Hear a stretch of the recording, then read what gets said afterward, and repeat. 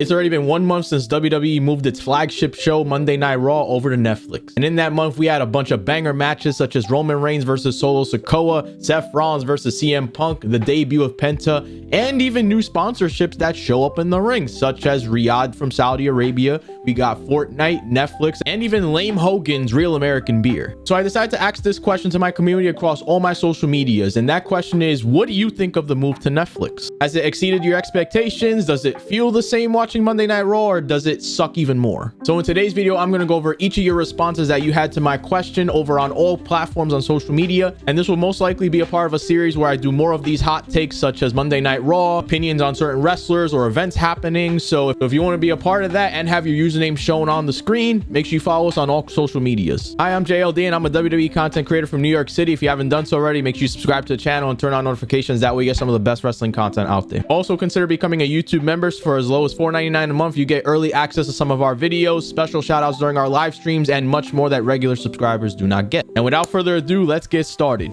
So before I go through everybody's thoughts, I kind of want to give my opinion on what's been going on in the world of Monday Night Raw in terms of Netflix, because as much as I've been watching wrestling for all my life, I feel like this Netflix move has been both great and kind of confusing at some points. So the first thing I want to say is the first Monday Night Raw on January 6th was mainly towards the mainstream folks and not more towards wrestling fans. And this makes sense because Netflix is a huge platform, and for WWE to finally be on it, this is a big occasion, and you want to make sure everybody in the content creation, movie, shows, and media world knows that this is happening. There was probably about an hour's worth of showing off celebrities in the audience, including people like Vanessa Hudgens and Macaulay Culkin from Home Alone. Now, every episode after that, I feel like has been more towards the wrestling fans, with the debut of Penta and just build up more towards things like the Royal Rumble and now the Elimination Chamber. I think the episodes after that are more towards the fans. And besides all of that, I feel like it's pretty much been the same, just a new platform to watch it on, with the only difference being that now it seems like they end their shows at 10:30 Eastern rather than going all the way down to 11 o'clock, which personally for me is okay because I be getting tired by the time it's 11 p.m. and the 3-hour shows do get tiring if there's too much going on. But I'm also okay with the 10 o'clock or 10:30 end time because it just lets me stay up late but also go to bed for work. And personally, I can't wait for the TV deals with USA and CW to be over, and Peacock also, so that way everything could be on Netflix similar to everybody else around the world. Because if you didn't know, the US is the only one where Raw is on Netflix and everything else is still where it is currently, and outside of the US, everything's on Netflix. So let's go over what you guys said about the Raw on Netflix. So PJWWE over on YouTube says, I think they should give more talent to SmackDown. Raw on Netflix is a huge thing, yeah, but SmackDown is still part of the product, and people who start watching Raw on Netflix will most likely want to watch SmackDown as well. SmackDown has been boring and mediocre recently, and they need more talent. I think a lot of this has to do with the fact that Roman Reigns is still on his part-time schedule, and it seems like it's an even more part-time schedule, alongside Solo Sikoa recently disappearing after losing to Roman Reigns on the first show. Combine that with John Cena only appearing right now at the PLEs, and the only main storylines going on are Jacob Fatu with Tama Tonga, as well as Cody Rhodes with Kevin Owens. It can kind of get dead, especially with SmackDown being 3 hours. But as of recently, Drew McIntyre has announced he is a part of the SmackDown brand, and this past Friday, Solo Sikoa did return and attack Cody Rhodes, so hopefully it gets more exciting down the line. But in a way, I do agree with this because of the fact that I'm a big Roman Reigns guy. I love my tribal chief, and the bloodline stuff is kind of dying out as we see, but there's not much in terms of SmackDown that I look forward to as much anymore. And it seems like with the likes of CM Punk and Seth Rollins doing their thing over on Raw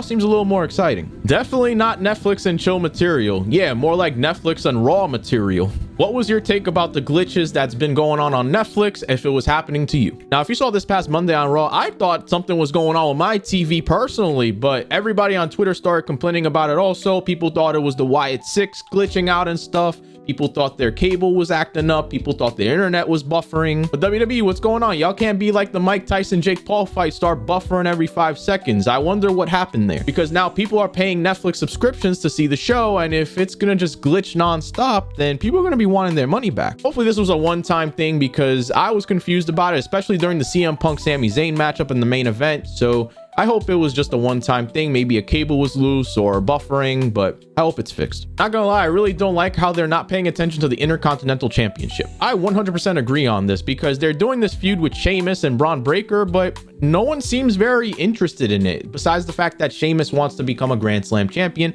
since he never won the IC title and he pretty much lost at Saturday night's main event. And it's crazy because the most hyped up moment of Braun Breaker right now is the fact that he speared IShow Speed at the Royal Rumble. But other than that, I've kind of forgot at some points that Braun Breaker was champion. So WWE, I want to know who you got for him next. And I would love to see Sheamus as champion, but y'all need to build up Braun Breaker and show even more that he's crazy. In my opinion, it was a good move because the Middle East is not easy to watch WWE. I agree with this 100%. I'm happy that now most of the world can actually watch WWE, because before Netflix, it was all cable television or watching it somewhere on the internet or using a VPN or something like that. So Netflix is accessible to most of the world. And this particular user is currently based out of Jordan in the Middle East. So it's very hard for TV shows to be out there. So for Netflix to be accessible by not just people in Jordan or Saudi Arabia or the Middle East in general, but just worldwide, I'm happy this is a thing. So that's the feedback you guys gave me on the Raw on Netflix. We'll be making more of this series. So we're thinking that the next series episode will have Friday Night SmackDown and your thoughts on the 3-hour move. So if you want to early start on speaking on the Friday Night SmackDown 3-hour shows, post your thoughts down below in the comments. And what did you think of these responses? Do you agree with any of them? Do you have any takes yourself that you'd like to speak on? Put them also in the comments below. Well, that's it, guys. That's my thoughts on the Raw on Netflix, as well as the community's thoughts on the current Raw on Netflix status. If you haven't done so already, make sure you subscribe to the channel,